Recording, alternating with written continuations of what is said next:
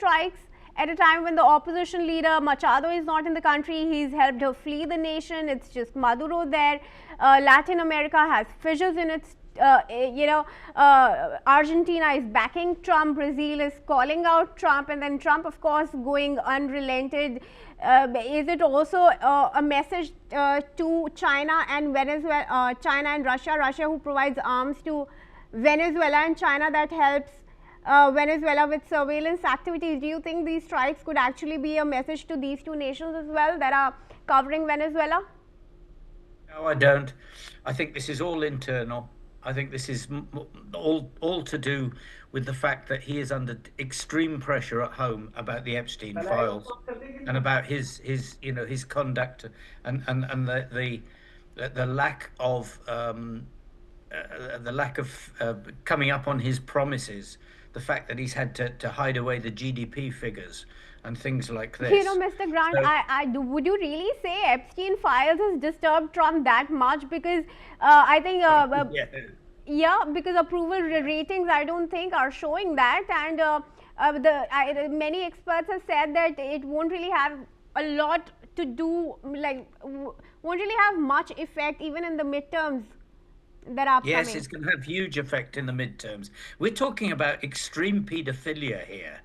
We're talking about someone who is involved in both word, pictures, and from witnesses. I'm sure, but not enough evidence has come out in that regard as far as Trump is concerned. Huge evidence. It's just that everybody is that he owns the legal system at the moment. If he didn't own the legal system, he'd have been out of the presidency and in prison already. But the fact is, he owns all the tools of power. Before Trump was elected for the second time, there were the hush money cases, there were the Me Too allegations, but he was still re-elected. So are you saying that these Epstein files and very little mention of Trump in those is why Trump wants to distract and carry out these strikes? Where did you get the very little mention of Trump in the Epstein files? There are only a few files that have been made public as of now. He is all over the things that have been made public. He is all over them.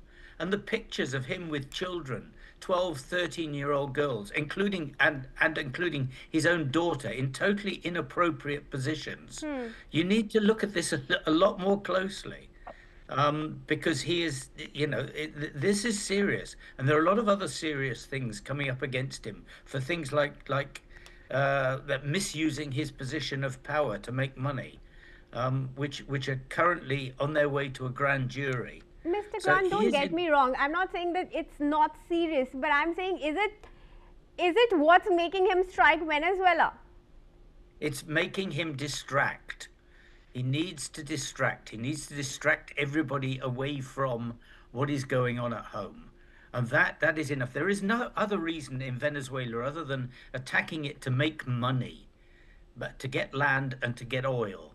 And those are his prime concerns, but the main thing is distraction, is trying to take everybody's eyes away from what is actually really going on at home in US. If you follow not just the mainstream media, but you actually go and look on things like Twitter and TikTok and WhatsApp, and look at all the things that are coming up there from general public, you will see the disgust at this man at the moment. So this is a very, very complex issue, and it's not as simple as it looks on the surface. And you think it's going to have a huge effect because, like I said, the hush money case had surfaced earlier, Me Too allegations had surfaced earlier. He was still re-elected, right? Yes, he was. But there is even doubt about whether that was honest, and I'm not going to go into that. But he was re-elected, but that is the way that democracy works, I'm afraid. All right. Okay. Thank you, Mr. Grant, for your assessment. Would you continue to stay on with me, please? I'd like to take that conversation with you forward. I'm also now joined in by Jim Rice, who's Professor of International Law. He joins us in this discussion. Thank you very much, Professor Rice. What do you make of these strikes to begin with? Well, thanks for having me on. I'm getting some cross.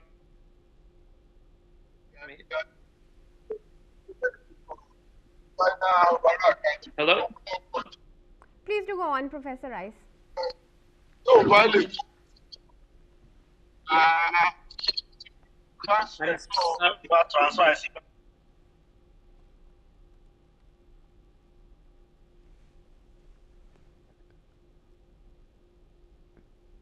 All right, viewers, Venezuela's, while we try to fix that audio connection with a guest there, let's tell you that Venezuela's government is warning that what it calls a colonial war now threatens international peace and stability, especially across Latin America and the Caribbean. In a statement, officials said the alleged aggression puts millions of lives at serious risk and aims to destroy Venezuela's republican system through forced regime change. Authorities rejected what they described as an alliance with a so-called fascist oligarchy, saying the effort will fail just as past attempts have failed. The government pointed to Venezuela's history since 1811, saying the country has repeatedly confronted and defeated empires, calling on citizens to mobilize. Officials urged people to take to the streets and defend national independence against what they labeled imperial aggression. Venezuela also said it reserves the right to exercise legitimate self-defense under Article 51 of the UN Charter to protect its people, its territory and its sovereignty, vowing unity and resistance in the face of escalating tensions. All right, very strong statements now coming out from Venezuela. I'm joined in by Shaul Satka, who's a political commentator from Tel Aviv. Shaul, Maduro has reacted and his government is asking for the people to come out on the streets. What do you make of that statement?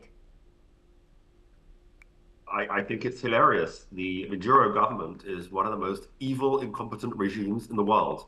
They have inordinate amounts of natural resources that Maduro and his predecessor squandered, destroyed the wealth of the Venezuelan people, and led to nearly 10 million Venezuelans leaving Venezuela as refugees, despite being one of the wealthiest countries in the world. And we hear your other panelists talking about Epstein files and all sorts of nonsense that is totally unrelated to this fact that the Venezuela is one of the great tragedies of the world.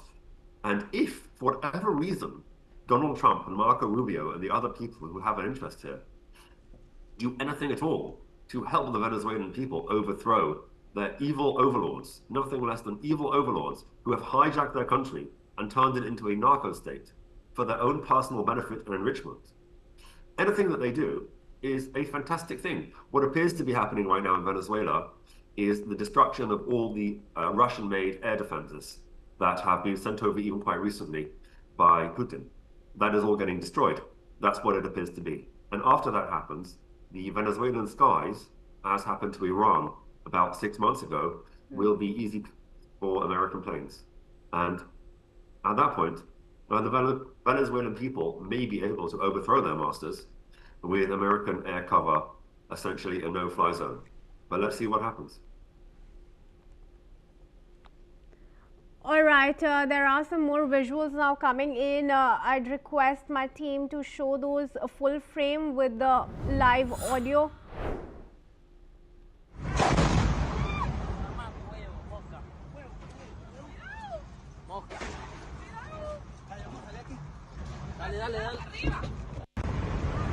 Marica, se prende en candela, weón.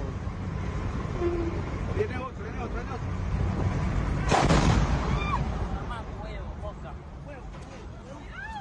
Mosca.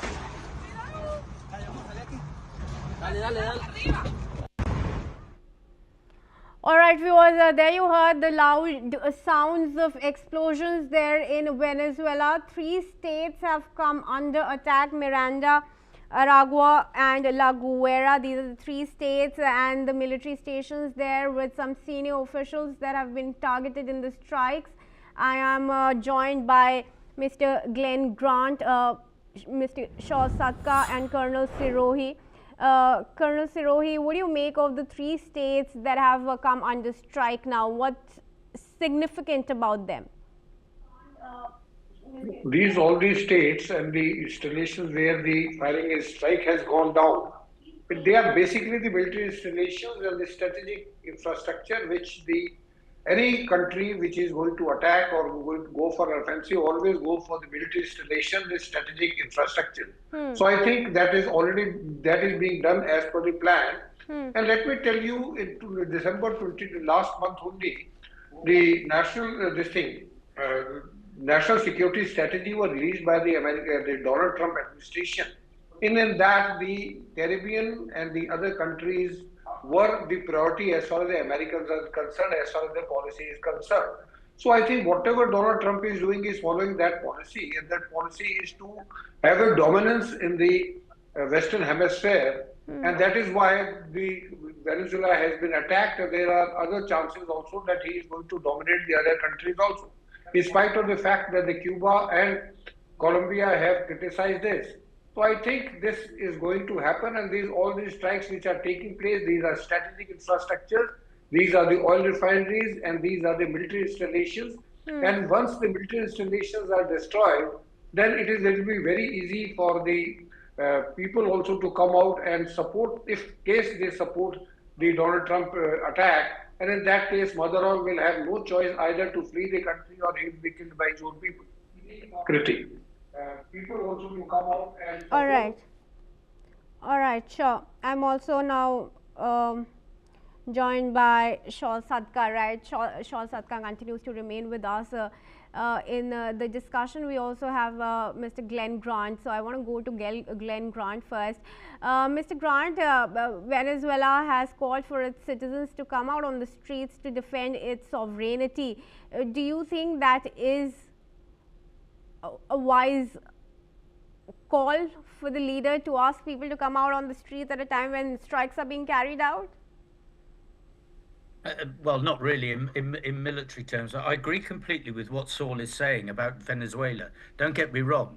I'm just disagreeing with the motivations for doing this, because Trump has not shown his motivation for good things anywhere else. So I don't think it's going to start now. But I mean, if the attacks are going on and people are physically the country is physically being attacked, we will see the will of the people by if they come out anyway. If they actually come out and start voting with their feet against Maduro, then what Saul says is right. If they come out and they start supporting Maduro, then perhaps we haven't got the picture as clear as we think we have. So I think you're going to see. You're going to have to judge what is actually happening on the streets in the next, 12, 15 hours to see how the country actually feels about this. Because people have strange ways of doing things. Sometimes they don't like being attacked, even if their boss is evil. We've seen that in many other countries, but particularly you can see it in Russia. But so we have to wait and see for this. All right, some more statements are coming in. Breaking news updates, viewers. Let's tell you, according to media reports, the U.S. Senate Armed Services Committee was not notified ahead of the time of any potential military action in Venezuela. So no information was given to the U.S. Senate. It was not notified ahead of strikes.